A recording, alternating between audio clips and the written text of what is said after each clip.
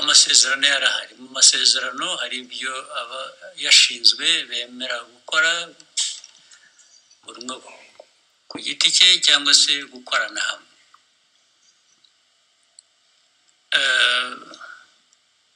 Ntabwo rero iteka abantu bose bakoresha ukuri cyangwa bavugisha ukuri no mu byo bemeye ku mugaragaro, ariko navuga ko ku ruhande rw'u Rwanda tuzakora ibyo twemeye uko bishoboka, ariko bimwe bihera ku byo abandi bakora nabo twemeranyije. Iyo badakoze ibyo twemeranyije, ubwo birumvikana ko bifite ingaruka ku byo natwe tugomba gukora, kuko twemeye kubikora kandi tuzabikora, ariko n'abandi buzuza uruhande rwabo. Rero kandi ibi nibidakora tuzakomeza dushakisha inzira iyo ari yo yose. Igihe inzira itaraboneka yo gukemura ibibazo uko bikwiriye kuba bikemuka, u Rwanda narwo ruzakomeza gukora ibishoboka byose kugira ngo rurinde abanyarwanda, rurinde igihugu aho kubura umutekano bitewe n'uko abandi twumvikanye batuzuza ibyabo byangombwa. Ibyo rero ni uguhora abantu bashakisha uburyo, nibyo tuzakora, nibyo twebwe tureba imbere yacu.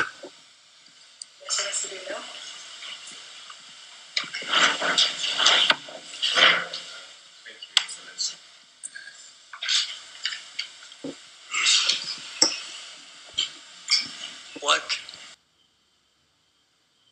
did other administrations, whether in the United States or Europe or anywhere else,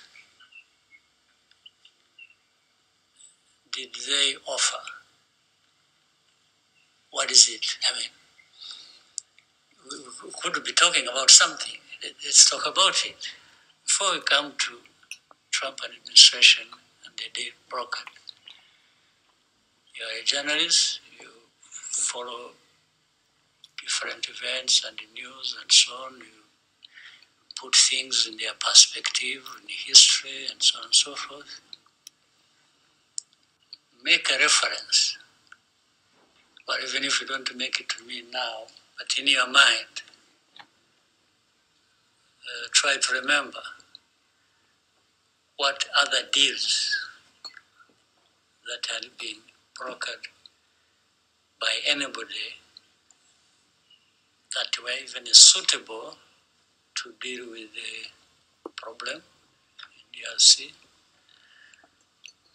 that may be failed because of this or that, and you may put the blame on anybody you wish to. So my question is, where is that? Therefore, if there isn't, maybe we can even go into more details later. Trump administration came. First of all, I thank them that they even paid attention to the problem at all. They could have ignored that problem like many have, and just focused on what is happening in the Middle East, in Ukraine, Russia, Iran. And those are, in people's minds, more important than having to deal with this African problem. Yeah, it shouldn't matter to anybody, as we have seen it in the past. So, but they took time. Now, I'll try to summarize what my reading of that deal is and how it came once they decided they are going to deal with the matter, there are really three pillars it is built on. One is economic, if you will. The other is security. The other is political. And I think these three are so closely related that you can't just deal with one ignoring the other, because the three are part of the problem. In fact, the main parts of the problem. Now, people tend to concentrate more on economic for a reason. I think some of the players in the region were concerned with the problem. They had in their mind to leverage these resources because they think the resources are very attractive. So therefore they would be like throwing a bait and saying, I'll give you this, I'll give you that, you control this, which everybody in the world needs and me. So I'll give it to you. But those who threw the bait to those who would help in the problem were really not looking for a durable solution to their problems or to the problems that affect us in the region. They just wanted to have an advantage over adversaries and give a sweetener to people to say, we'll give you this, please help us deal with M23 and FCM23 or Rwanda as it is perceived, or our enemies. And that then people would just be attracted to that, take it, and address the problem the way the government of Congo saw it. No, but the Trump administration kept looking at a combination of these three matters that need to be addressed: the political, the security, and the economic. While in some other people's minds, it was just economic. You want a deal, you want money, you want minerals, you want please take it, and save us from these troublemakers, even if it doesn't address the problem, depending on how they see it. So I'm sure that is what is still affecting and maybe will affect the implementation, because what people had in mind is not necessarily 100% what they are getting. But in addressing any problem like this one, it's give and take. You don't get 100% what you want, because there are many parties concerned with the problem. Each one maybe gets a piece of what they wanted, another gets a piece of what they wanted, and together stability comes out of it. So for me, I think there is a chance that we may get somewhere with that. And why I asked the previous question, the other question about the previous handling, the different administrations handled this matter, it was like actually there was less caring for how to deal with this matter than we have now. Because for them, it will just be, oh, M23,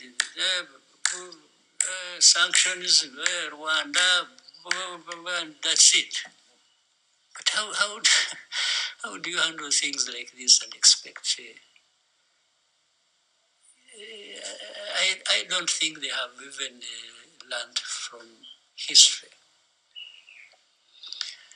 In fact, it is the same people also who failed in those years that, and now because we talk to many of them, it's like, yeah, but what do you think about this Trump thing? You know, we see, but, and it's like they don't even hide the fact that they are disappointed because they are not at the center of it. It's like, what do we have? For us, what do we have in it? And I tell them, but that's none of my business. You were here all these years doing nothing except doing the wrong thing. Because I asked some of them, when you really went all out and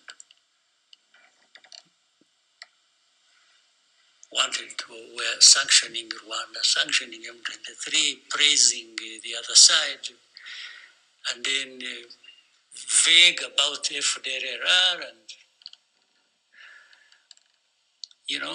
what did you really think you were doing that would address the problem?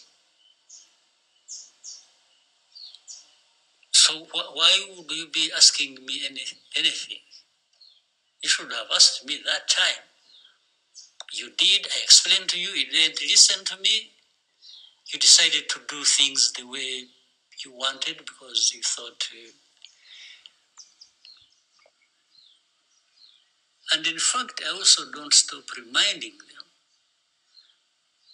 that actually they are part of the problem.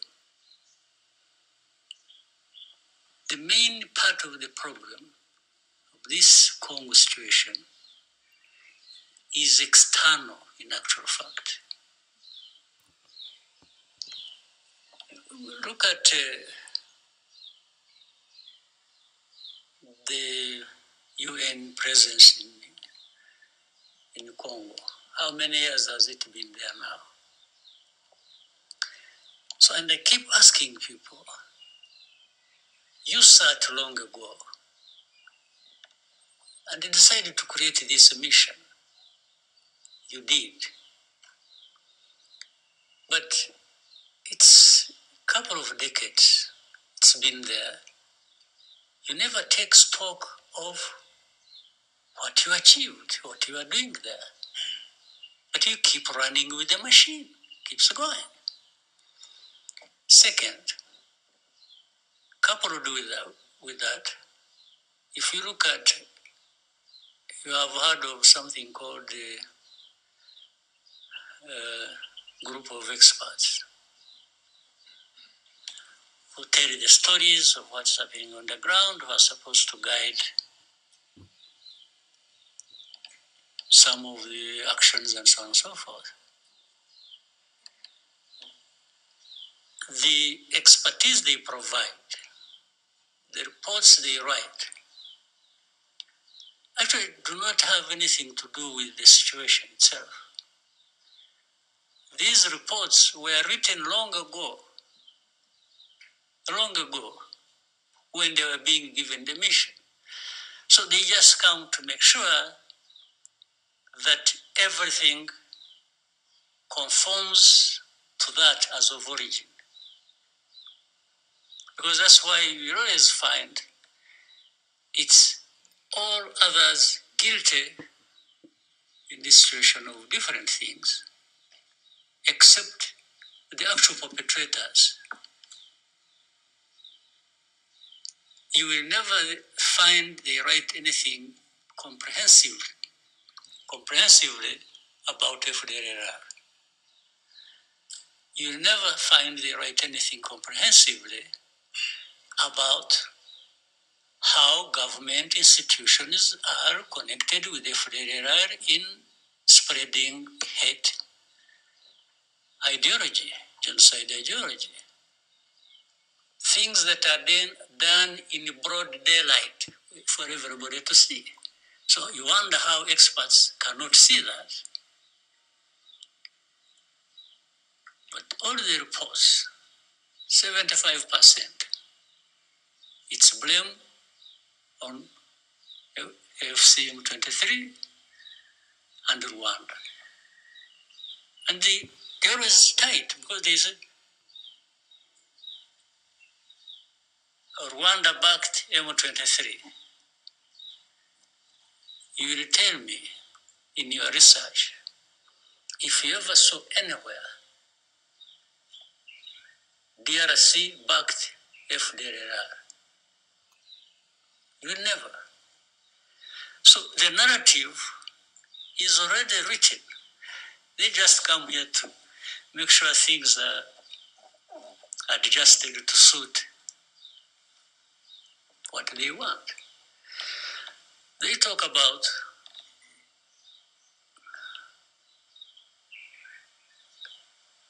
minerals as the center of the whole problem. By the way, they should also blame themselves. Because if you highlight minerals, and then later on you blame somebody for also saying, yes, we have a deal in minerals, but around that we want to solve a problem. Because they are the ones who highlighted the minerals in the first place. So how do they blame Trump administration for saying we got a big deal on minerals? Yeah, but you made minerals the issue. You, the people who are blaming everybody, including blaming the Trump administration. But the way they used that, it was like Rwanda is just in Congo doing whatever, supporting M23, or even the existence of M23 is about minerals, according to them. So they keep playing, even overplaying this narrative. In the end, it works to the detriment of the solution to the problem. Now, it really becomes it's like having arsonists being the judge and the prosecutor of people for burning down the house. The very ones who burnt down the house are the ones in the seat to judge, to prosecute, and everything. This is what happened. So some people oversimplify this matter, and take it just to the surface. It's about blaming FCM23, Rwanda, former president of DRC, you mentioned. By the way, do you know that maybe, I don't know why you should never forget things conveniently. You know how the current president came to be president? He was just called to the office, and this man thought he was making a good deal, and they handed him power. Do you also know that actually there were witnesses, heads of state? Did you know that? One of them being the former president of Kenya, Uhuru Kenyatta. The other one being the president of Egypt, Sisi. The other one being President Ramaphosa of South Africa. You ask to go and visit them and ask them this question. So this whole thing, you see, no, I wish they could actually come forward and say, hey, wait a minute, by the way, we know this story. the story, and the other thing is, you also know that Rwanda being blamed for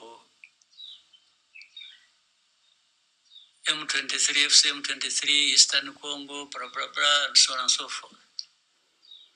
Fine, you can blame us for doing whatever we could to make sure Fdlr doesn't cause Rwanda problems, and whoever was supporting that. But you cannot blame us for the start of this conflict,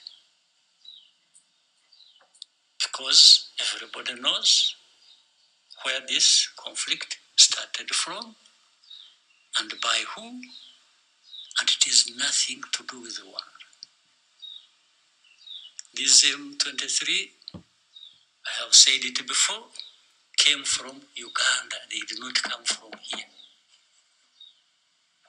Why was it not made Uganda's problem? Are these things I'm talking about new to you? You don't know them? But the story goes out today, it's every day, Rwanda, M23, Rwanda, Yes, but you should also tell people how this became Rwanda's problem. Our problem was simple, twofold. Fdlr it has been a problem in the past. It's a problem now. It will be a problem in the future if it continues to exist, threatening Rwanda. There is no way. We don't, as I again said before, we don't need anybody's permission to protect our country. It doesn't matter. So, that one put aside. The other one is this Congo uprooting its own people from their ancestral homes and from wherever, and Rwanda has nothing to do with how Kinyarwanda speaking people went to Congo. Nothing. We cannot be blamed for that. But they've been killing people in broad daylight. They've been removing them from their homes and making them refugees here. You know how many thousands, tens of thousands, hundreds of thousands of people originating from there who are refugees here. So, the fact that we are hosting these people, the fact that we are saying we can't accept Fdlr, is it a problem that Rwanda should be blamed for? Is it a complicated problem that groups of experts cannot see? So, I've given you a very wide explanation to a very simple question you asked. Whatever solution that does not address these important matters to be addressed will just keep the problems between Rwanda, DRC, the whole region, and whatever else going forever. But the matter is simple. If you don't play games, if you don't allow genocide ideology to take over the region, and then things can be addressed. So for me, I'm thankful to President Trump's decision. And by the way, even if it doesn't work, I don't think they should be the ones to be blamed. They are not the ones to blame. Because in the end, they are not the ones to implement what we have agreed. They just brought people together concerned with the problem, and they've introduced a new way of approaching this problem, which has not been forthcoming from others. And so here, it's our job, it's our task for us in the region to implement that, or DRC or Rwanda to implement their part of the bargain in the agreement. But of course, it helps if United States administration remains close by to follow up and says to people, well, you said you would do this, what happened? They have some leverage over the matter. So I think I have, I did it so broadly to preempt other questions related coming. Yes, okay. Thank you. So we could have light and then we'll come this way.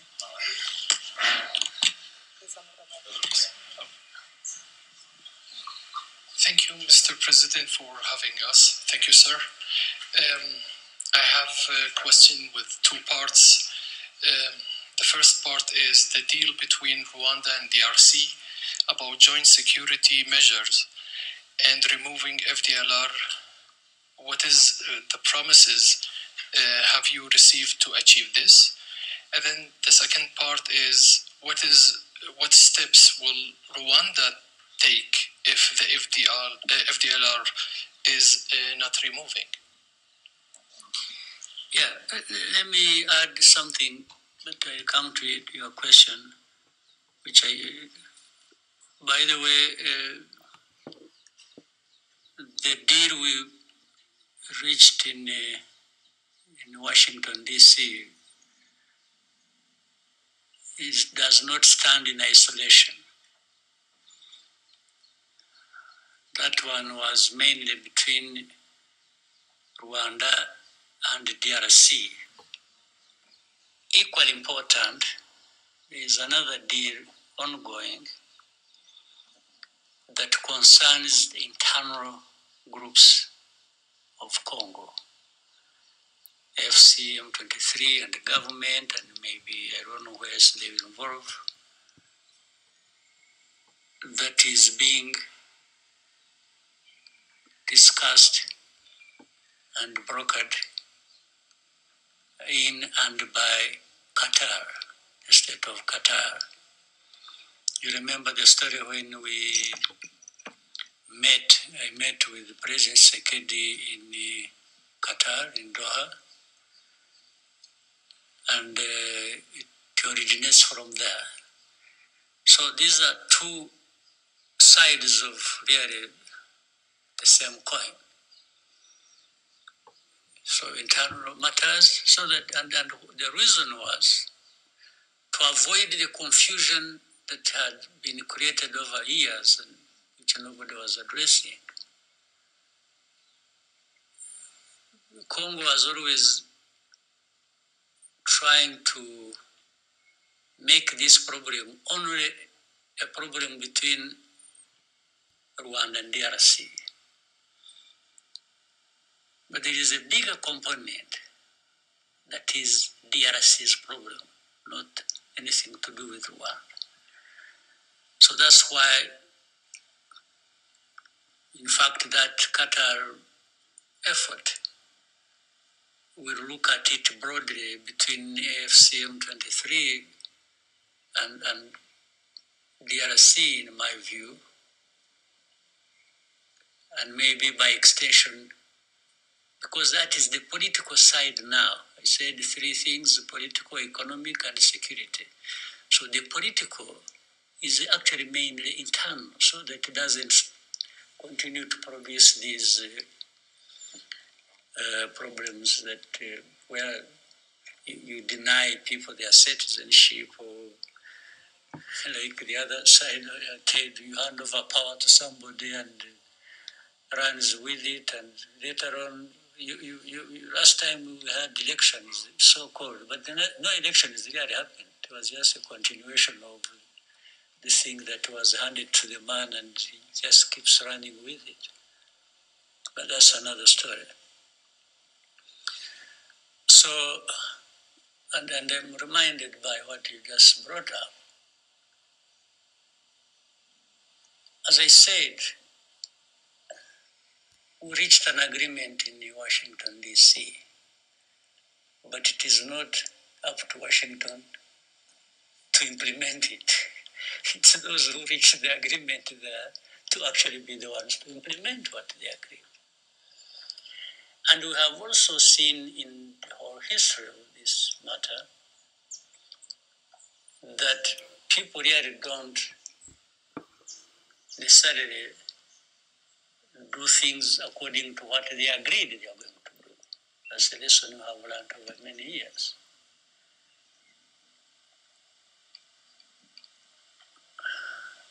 So if Fdlr is not dealt with, and we have set out the way to deal with it in the agreement,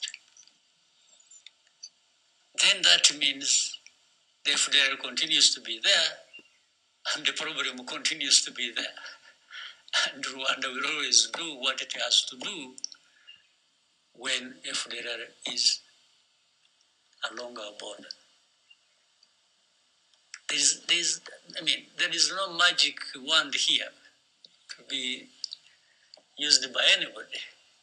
It's you have just to do what is right to do to deal with the matter. So for us, we have this obligation, and we have laid our case, and out of that, we have agreed to do a number of things to deal with, and do it together with others, and we will do that. You will never find Rwanda at fault with implementing what we have agreed to do. You'll never. But if the side we are working with plays tricks and takes us back to the problem, then we deal with the problem like we have been dealing with it. There are no two ways about it. But we are serious, we are honest, we look forward to implementing what we agreed to do and to eliminate the problem. Thank you. Since Maurice has a microphone, we'll agenda next. Murakoze nyakubahwa Perezida wa Repubulika, nitwa Ufitinemaremi Maurice, ndi umunyamakuru wa RBA. Mu kiganiro n'abanyamakuru cyo kuwa 9 Mutarama, mwaragize muti iki kibazo cyakabaye cyarakemutse kera iyo abantu bakirebera mu mizi yacyo batagiye gucengacengana. Ni ku ruhe rwego mubona aya masezerano ya Washington areba ikibazo agihereye mu mizi, ese muyafitiye icyizere kingana gute? Murakoze. Yabona bisobanuye n'ubona bivuze mu Cyongereza mbere. Amasezerano yarahari. Mu masezerano hari ibyo aba yashinzwe bemera gukora buri umwe ku giti cye cyangwa se gukorana hamwe.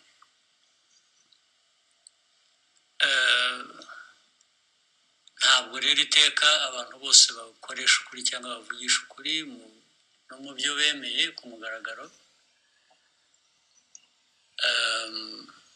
Ariko navuga ko ku ruhande rw'u Rwanda tuzakora ibyo twemeye uko bishoboka, ariko bimwe bihera ku byo abandi bakora nabo twemeranyije. Iyo badakoze ibyo twemeranyije, ubwo birumvikana ko bifite ingaruka ku byo natwe tugomba gukora, kuko twemeye kubikora kandi tuzabikora ariko n'abandi buzuza uruhande rwabo. Rero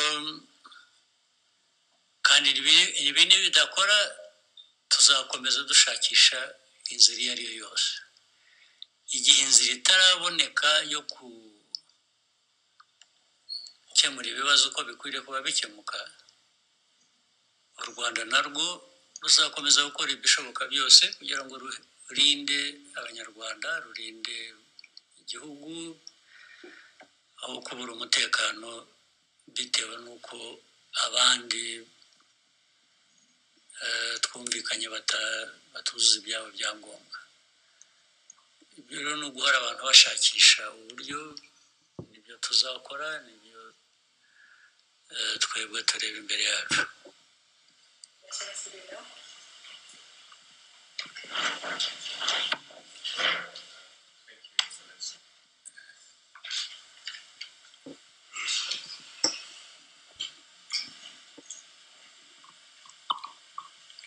Thank you, Mr. President.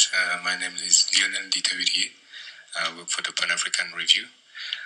Since we are on the topic of Congo, in 2012, during Umushikirano, you gave a speech in which you criticized powerful countries, mainly Western powers, for scapegoating Rwanda, imposing sanctions in an attempt to reshape our region to their liking. You even mentioned that they consider us as sheep to be slaughtered. Yes. Whatever.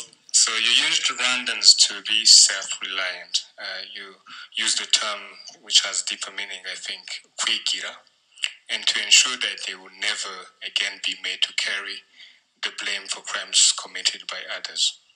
So my question is, more than a decade later, how close has Rwanda come to achieving the kind of self-reliance you envisioned? Yeah, for Rwanda, I can account for everything you ask me to account for. What I can't account for is what others have been doing, because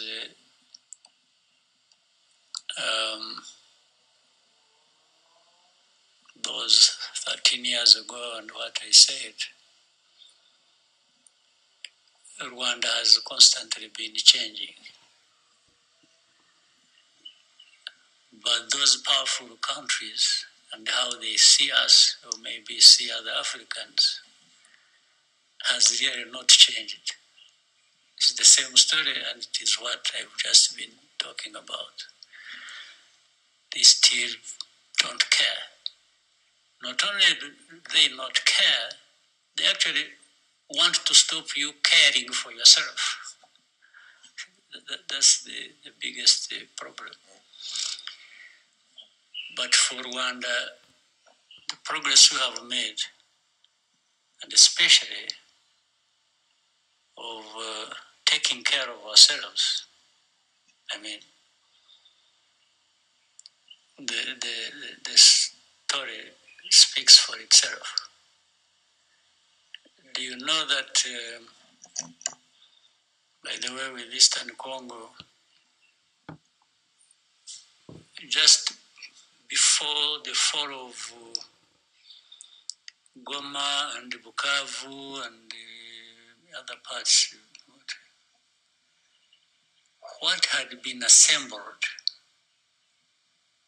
by government and those they called their allies and so on and so forth, assembled in numbers of people, men and women, assembled in weaponry, assembled in terms of mobilizing even support of other countries politically, support that, you would not believe it. But what happened, and you know it, and you saw it. It was Rwanda saying it won't happen here again. That just doesn't come anyhow. You have to have made progress on many fronts to be able to stand for yourself and respond to all the things that are brought your way to destroy you. So I think that story may speak for itself for many years. If we hadn't been building the unity of purpose, the strength to preserve ourselves and live. This Rwandan cannot live on the whims of others. No. It happened, and I've told you even on this last year's April. It happened once. It will never happen again. Once was too many times. For the second one, somebody else will pay for it. They will be the ones to go. They will be the ones to perish, not Rwanda again. That one, take it from, I've repeated it. It's not bragging, it's not, it's an act of survival. We don't owe our living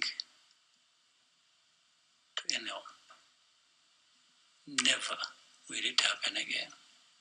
Your Excellency, may we take a short break and come back for the next segment of this conversation? One and then... One more? Okay, Anangwe. And then... Thank you, Mr. President. My name is Eugene Anangwe. I'm the CEO and founder of East Africa Media Group. We do a lot of mentorship and training for media to just change the narrative about media in Rwanda and the region. I'll start first of all by saying thank you for the work you did and all the gallant soldiers to give us a country.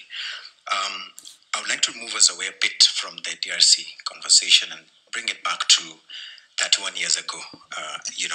Before the liberation struggle, there was your personal story, the convictions, the thing that made you feel like I need to rise up and fight for my country.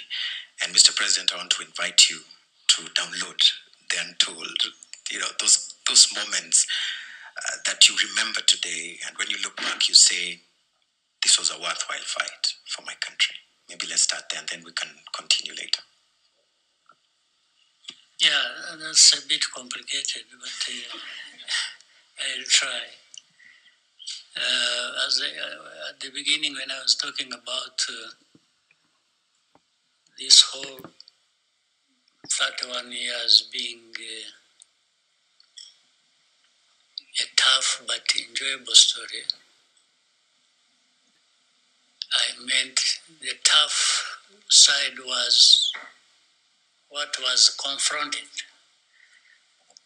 and dealt with, being of such a magnitude that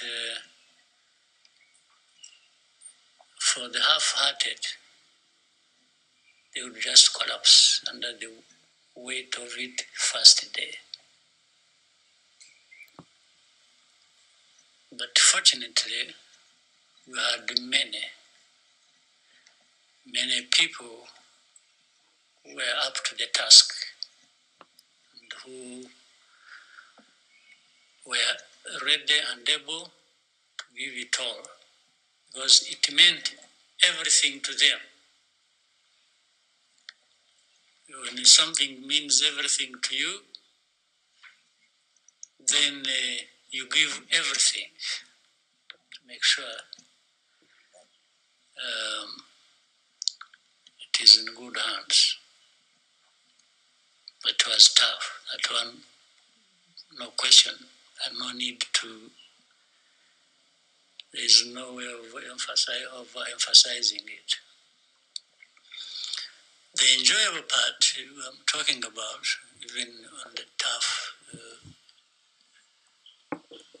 situation, is understanding the story itself, where you are coming from and where you are going, and then finding yourself in the middle of it, being one among many to be looked up to deal with such a tough travel, such a tough journey. it gives a sense of pride, inspiration,